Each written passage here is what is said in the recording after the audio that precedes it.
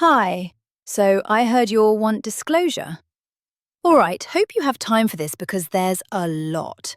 Grab a coffee or maybe get comfy with a pillow somewhere. I've been watching the news and hearing a lot of things I know to be true shockingly being talked about openly by some higher ups in a documentary, so I figured what the hell? You can call me Rhea. Not my real name, obviously, but it will do. A little about me? I spent about 8 years in the military to pay for college, and then another decade plus in a part of the US intelligence component that does not officially exist. On paper, I worked for a boring sounding office in a department most people have never heard of. In reality, it was a compartment inside a compartment where the odd stuff of a certain nature got routed. My actual specialty is electro-optics. Lasers, sensors, EO imaging systems, the math and hardware behind how we detect things at a distance and, in some cases, put energy on them. That is what I trained in, what I did most of my serious work on once I was off the deployment treadmill. So when I say I know something about directed energy weapons and weird sensor returns, that's not I heard this from a friend of a friend. That was my day job. Most of my career was boring in the way dangerous jobs are boring. Long days in windowless rooms, Iraq and Afghanistan in the early years, doing the usual mix of SIGINT and human support. Phone records, pattern of life workups, building target packets on people who'd never know my name, but might notice a drone overhead later. After I got out of uniform, I slid over to contractor work, then got pulled into the permanent government side. For a long time, my world was very normal. Counter-terrorism, sanctions evasion, shady cargo going through weird ports, stuff like that. After that, foreign missile tests, and what you have probably seen, described publicly as space domain awareness. Basically watching dots move around the sky and trying to decide whose dots they were and what they were doing. The weird part started when I was detailed to a small interagency working group looking at what was called anomalous aerospace and undersea systems. Translation: things detected and showing up on sensors that did not match any known platform, did not behave like clutter, and did not go away when you changed radar modes or swapped optical systems. I was there because I understood both sides of the equation, the physics of the sensors and the intelligence context. You get taught very quickly to treat anything unexplained as a glitch, a calibration issue, operator error, software artifacts, anything that keeps your world tidy. You get used to hearing weird glitch as a catch-all. Except after a while, you notice some of those glitches kept showing up across different systems, different countries, decades apart. Same behaviors, same basic locations, same signature that never quite fits. At some point, you either admit there is a real pattern, or you drive yourself crazy trying not to see it. If you are useful and you start asking the wrong questions for long enough, someone eventually pulls you aside, takes you to a SCIF, takes your phone, has you sign your life away again, and shows you the next layer of the onion. This onion goes so deep, I doubt that even after years of briefings, I've been exposed to anything below a few layers. Even still, most of this is purposely kept off NIPAR and JWICS and is done in person. That is where I learned about most of what you're interested in here and what seems to be bubbling to the surface in the news lately. That when I learned about what we call the Council. Yes, aliens, and I suspect you're not likely to see a lot of what I know mentioned even by some who know it, who have begun speaking out for reasons I'll get into later. I've never met them face to face. Everything I know about them is from briefings, documents, and one secure video session that I honestly wish I had skipped. But it lines up with too many independent data points to just shrug off as somebody's pet theory. The basic story is this. Earth was noticed roughly 2 billion years ago, long before anything walked around on land. Not because we're special, but because we tripped a sensor. Or rather, life tripped their sensors. You see, the Council is not a single species. It is a collective of several advanced interstellar, maybe even interdimensional civilizations that run long-term surveys of stars and planets the way we run spy satellites. Huge distributed arrays of instruments, working together, watching thousands of star systems at once for millions of years at a time. Their gear probably makes the James Webb Telescope look like a kid's backyard telescope. About 2 billion years ago, those instruments picked up biosignatures here, chemical fingerprints in the atmosphere that meant something was alive here. Atmospheric composition like free oxygen and methane, spectral fingerprints, chemical disequilibria that scream, there's metabolism happening down there. You know, the basics. At that point, Earth went into a database as interesting, revisit later. Standard procedure for them when a world looks promising is pretty boring from their point of view.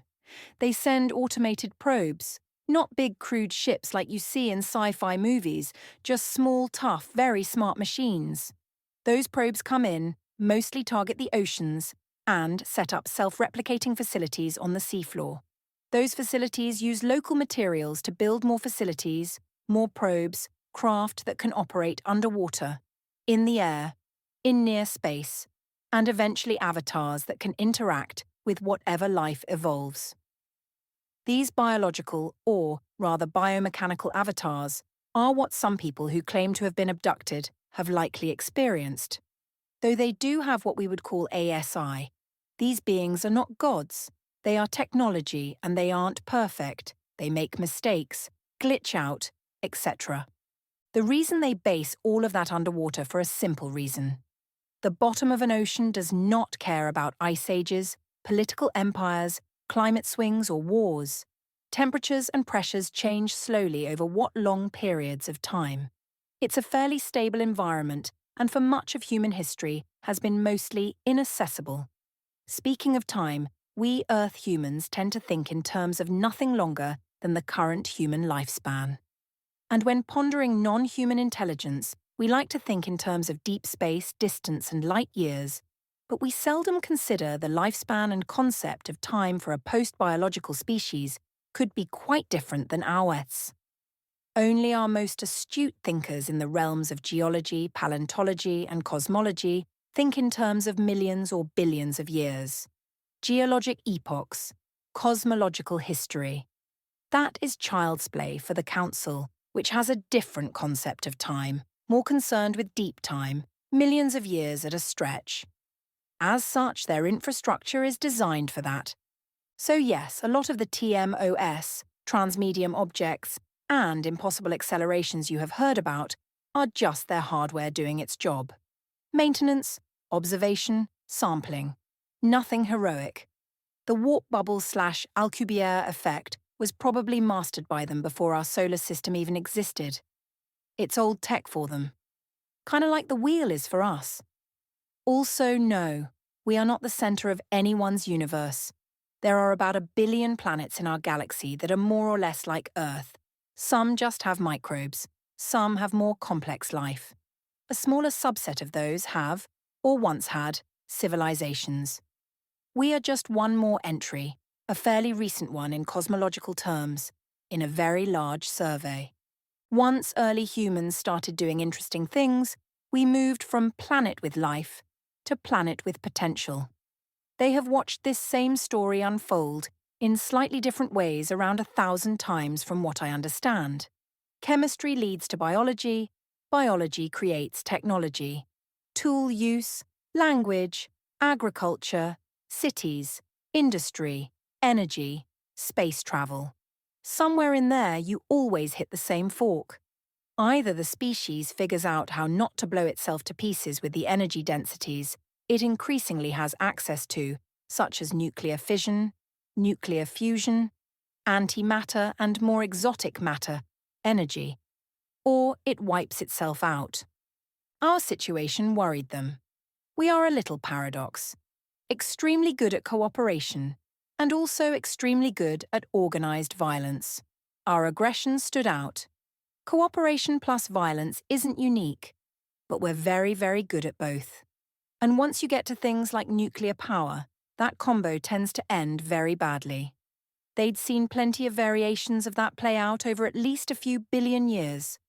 About 10,000 years ago, our trajectory towards that became clear, and there was a major argument inside the Council about what, if anything, to do with us.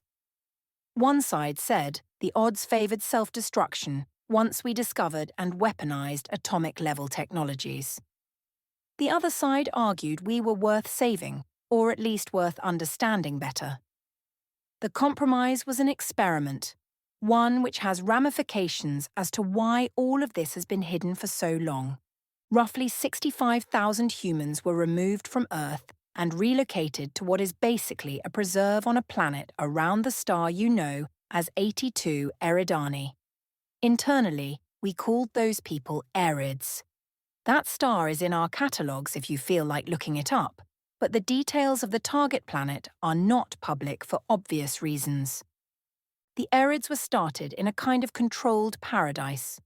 Their world has large dispenser systems that can produce whatever basic material needs they have.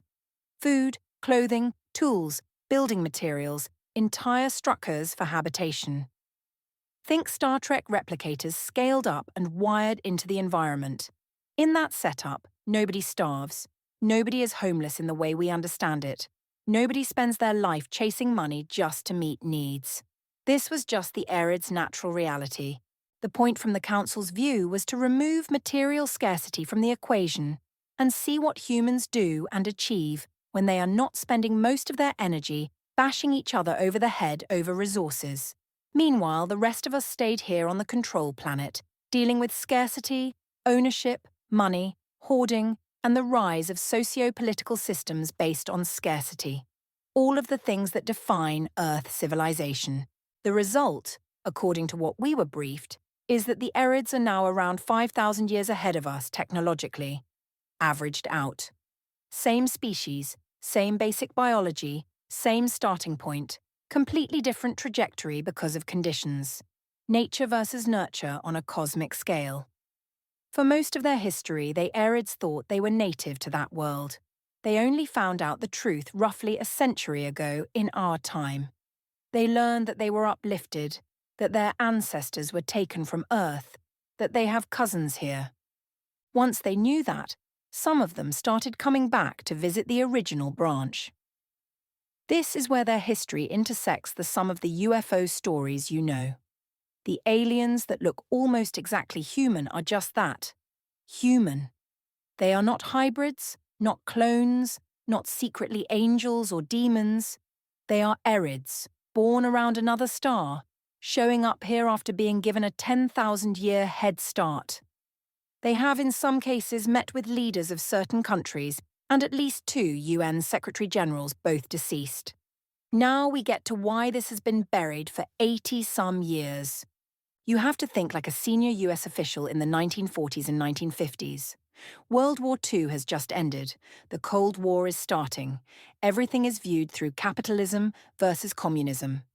Then someone puts a briefing in front of you that says, in essence, there is a group of humans living on another world who have no money, no private ownership in the way we structure it, automatic systems that meet their basic needs, and in that environment they advanced thousands of years faster than we have. The men who built what we now call the legacy program in the US, that sounded less like interesting anthropological data and more like a walking, talking advertisement for space communism. It looked like proof that communism works better than the system they were trying to defend. That, and the ramifications of what could happen if that ever got out, terrified them more than the existence of aliens did. Though, to be fair, they plenty had their worldview rocked by the latter too. So the core of the cover-up has never just been aliens, or even their technologies. It has been the systemic implications. The idea that scarcity and ownership are not hard-coded into reality, that they are one possible way to run a society, and maybe not the optimal one. That was seen as an existential political threat in the 1940s and 1950s, and some of the people who grew up in that mindset are still steering parts of the program today. Now add in the famous crash retrieval incidents, Roswell 47, Kecksburg 65, a handful of other retrievals around the US and around the world. What we were told is that most of those were not accidents. They were tests and gifts. The Council, with Erid input, allowed certain craft and systems to fall into human hands in a controlled way. enough intact technology that a very motivated and capable society could learn from it, not enough that it would instantly rewrite everything.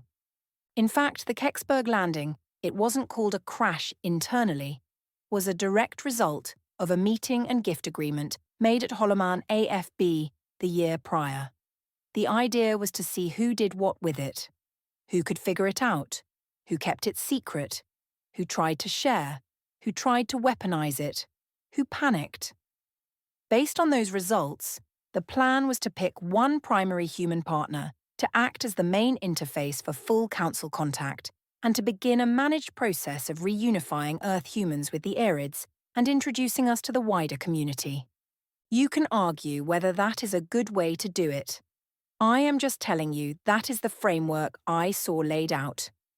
In the 1980s to 90s, during a brief period when the Cold War ended, there was a push to finally disclose much of this. This was initially proposed at meeting between then US President Ronald Reagan and then Soviet leader Mikhail Gorbachev at a summit in Reykjavik, Iceland, in 1986. Also discussed was getting rid of nuclear weapons as had been urged by the Council. In the end, it was decided to wait. There were 2 more US pushes for disclosure between then and the 2017 New York Times article, one during the Clinton administration and another during the transition between the Obama and first Trump presidency. Now, for the part that put a clock on all of this stuff you've been hearing about 2027, etc. About 3 years ago, a species that is hostile to the Council found out about the Earth Project. They are not part of the collective. They resent the way the Council handles in younger civilizations, as they themselves felt victimized by the Council. They also resent the credit the Council gets for successful cases. I have heard them described as the jealous neighbors who would rather break your toys than watch you win. Yes, we sometimes joke about this stuff because, again, it's the only way to stay sane with this everyday knowledge and integrate it into your civilian life of Thanksgiving dinner, Xmas shopping, taking the kids to soccer practice, etc. Just as an aside, ever consider how 2 of the biggest holidays of the year involve gluttony, Thanksgiving, and overconsumption, Black Friday. When you have the knowledge many have within the program stuff that is taken for granted seems really weird and a symptom of the now forced scarcity of our current system. Anyway, back to the aliens. The hostile group I mentioned decided to spoil the experiment. This species is ahead of us technologically, but far behind the Council. Though they also inhabit a relatively nearby star cosmologically speaking, their travel is slower, less elegant, and has to take place in stages. Think of it as space island hopping, which is why the lead time is so long. You probably want to know what they look like.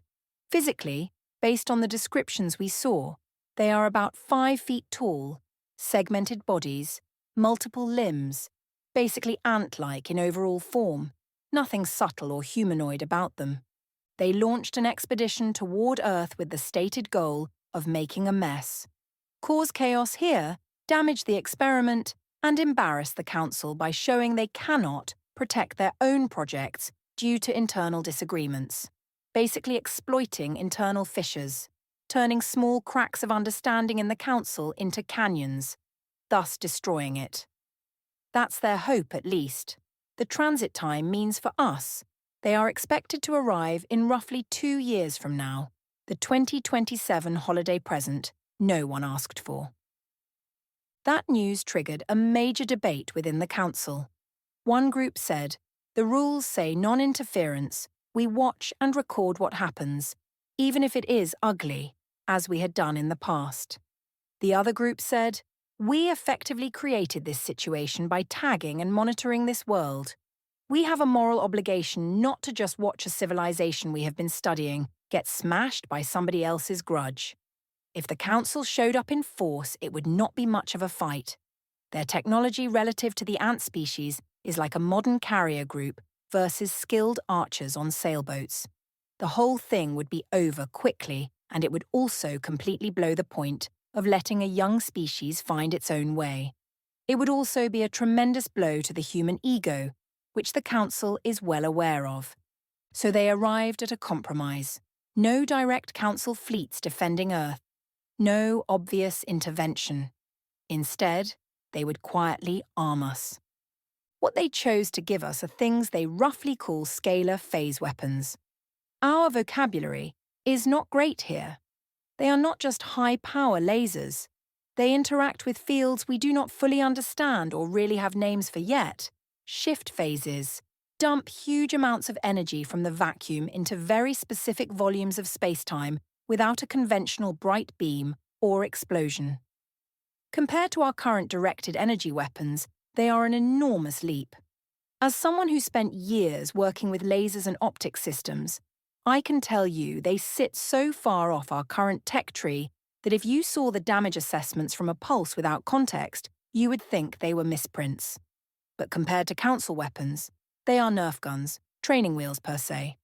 Anyway, that decision set off another big argument, both among them and among us. The obvious concern was simple. Once the external threat is gone, what stops us from turning these things on each other the same way we took nuclear power and turned it into thousands of warheads aimed at our own cities? On the US side, there were people saying exactly that, and some members of the council argued that if we on Earth roll out scalar systems across arsenals, the first real test after the bugs are gone will likely be some crisis where two human governments start lighting each other up with technology we do not fully understand. The counter-argument, which won, was that species-level survival has to come first. If humanity gets wiped out by someone else's petty feud, then the entire debate is academic. Also, if humans fight this off themselves instead of watching the council show up and save the day, they will meet the wider community as people who actually did something, not as rescued primitives. Human ego intact. And kill switch, if you will, has been built into the tech to disable it after the conflict which the council sees us winning. If we then decide to use these weapons against each other, they'll simply be disabled until we humans have learned enough to disable the kill switch, which could be thousands of years from now for all I know. So against a lot of internal resistance, the council has been quietly providing scalar phase systems to several blocks, not just the US. The list I saw included the United States, China, the European Union through specific channels, Russia, and Brazil. Those systems are being integrated into space platforms, aircraft, and undersea assets. Testing is happening in remote places and high altitudes, often disguised as other things. Most of the people physically working on it think it is an advanced homegrown black program. Only a very small circle in each capital sees the full context. I got to see pieces of that picture shortly before I was pushed into retirement, which is a polite way of saying I stopped being convenient. That is as specific as I am willing to get. There is one more reason I am writing this now after pondering it for a long time, and it is more personal than the 2-year clock. A friend of mine, someone I worked closely with inside the program, another EO specialist, had been talking quietly years ago about going to Congress. Not with everything, they were not suicidal. Just enough to force a real closed-door hearing in the Senate, get the true nature of certain SAPs acknowledged on paper, make it harder to bury the whole subject under jokes and career threats. Over a year ago, I got word that they died. The official explanation has been vague and unsatisfying. Medical complications on a trip to a black site in the Indian Ocean. Those medical complications do not match what I know about their health. Then it became an accident at home, with no details anyone will put in writing. People who would normally be candid went very quiet, very fast. Maybe it was just bad luck. People do die suddenly. But given the threats which are known about within certain IC sectors when one is associated with this subject, I don't know for sure. What I do know is that the last long conversation I had with them was about whether it was worth trying to talk to certain congressional staffers for a certain senator.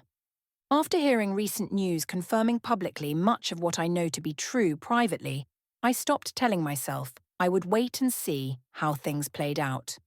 Life is short. So here we are, some stranger on the internet telling you an unbelievable story, You are free not to believe.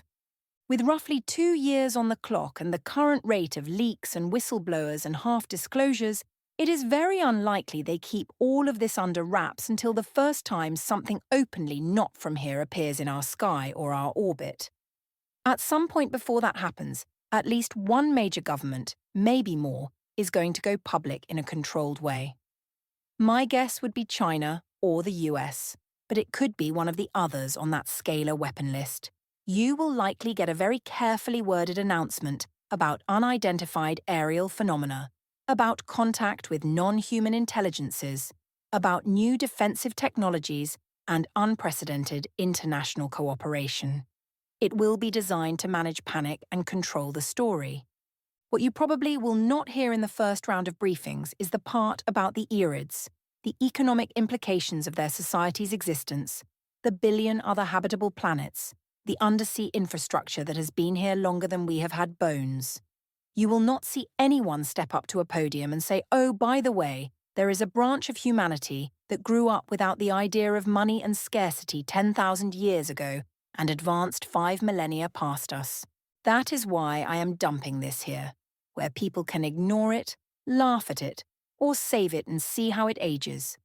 Like I said, do not have to believe me. I'm not here to sell a book, go on podcasts, be on TV, or do UFO lectures. Treat this as fiction if that makes you more comfortable. What I am really trying to do is get you to think past the kiddie pool questions. Are UFOs real? Are the NHI good or evil? Is not the interesting part. The far more interesting questions are, what happens to this planet once everyone knows we are being watched, that we have cousins around another star, that some of the basic assumptions we built our societies around were just one option, not a fundamental law of nature. If in a year or two you start hearing officials talk about our cousins among the stars, or civilizations far older than ours, and new non-kinetic systems, and shared planetary defense, remember this post and see how well it fits. Look, the bugs are coming either way. The Council is not going to save us directly. They already handed out the tools, and they are watching to see what we do with them. The part that is still up to us is what kind of world we build if we get through it. Will we all go back to work and beat each other over the head with really advanced sticks, or do we achieve a more enlightened potential? That is all I have. Ria.